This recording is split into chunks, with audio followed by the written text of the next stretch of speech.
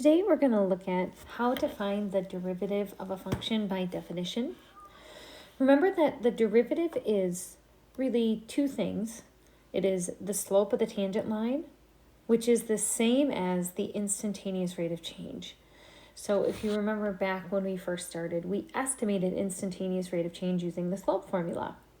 So using this definition, we will find a function which will enable us to find the instantaneous rate of change exactly at any point on a function.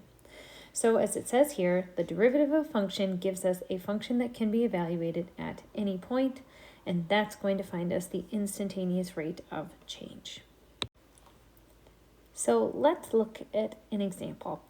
Let's say we're trying to find the derivative of the function 3x squared minus 5x plus 4. We're going to be using the limit definition.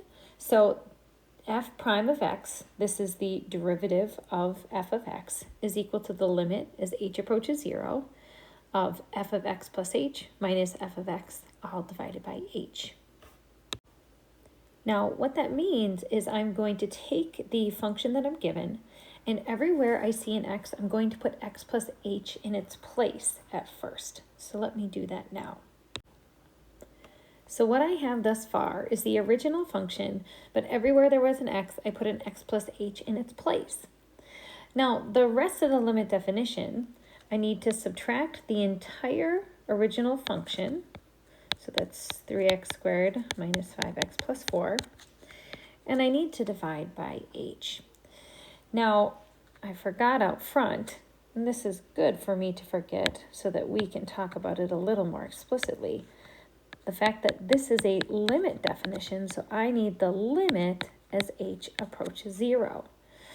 Now, it's really important to remember why we're going through all this algebraic work, because if we were to substitute 0 in right now, we would end up with the indeterminate form, which means that it's something that needs to be simplified before we can go forward. So that's what we're going to do now. And I'll start by expanding. So I've got the limit as h approaches 0. Now I'm going to keep that 3 out front. I will distribute it, but only after I expand. Now, I know this one by heart. You may have had to FOIL or used a generic rectangle or used Pascal's triangle for binomial expansion to find that value. For my second term, I'm going to distribute the negative 5 to both terms, so that will give me negative 5x minus 5h. I've got my plus 4. Now here's a place where you want to pay close attention. This negative is going to distribute to all three terms. So that will give me negative 3x squared plus 5x minus 4. And this is all over h. So the next thing I'll do is I'm going to distribute that 3 to all three terms inside parentheses. So that's going to give me the limit as h approaches 0 of 3x squared plus 6xh plus 3h squared minus 5x minus 5h plus 4 minus 3x squared plus 5x minus 4 all over h. Now, holy buckets, that's a lot of stuff, right? The beauty of this is we're going to have some terms that cancel out. So first of all, you should notice I've got a 3x squared here and a negative 3x squared here. Those are equal but opposite, so they cancel out. I have a negative 5x and a positive 5x. Equal but opposite, they cancel out. I have a positive 4 and a negative 4.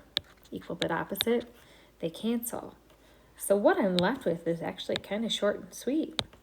I've got the limit as h approaches 0 of 6xh plus 3h squared minus 5h all over h. Now at this point, I still can't substitute 0 in for h because I would be divided by 0. But what I'm noticing here is every single term has at least one h in it, so I can factor an h out front. So this would become the limit as h approaches 0 of h times 6x plus 3h minus 5 over h. And then I've got this big 1 here. H divided by h is going to cancel out. So let me give myself a little room here. What I'm left with is the limit as h approaches 0 of 6x plus 3h minus 5. Now I can directly substitute 0 in for h.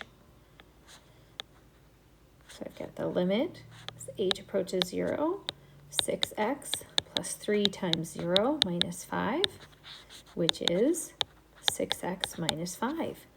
So my final answer, the derivative of f of x, f prime of x, is equal to 6x minus 5.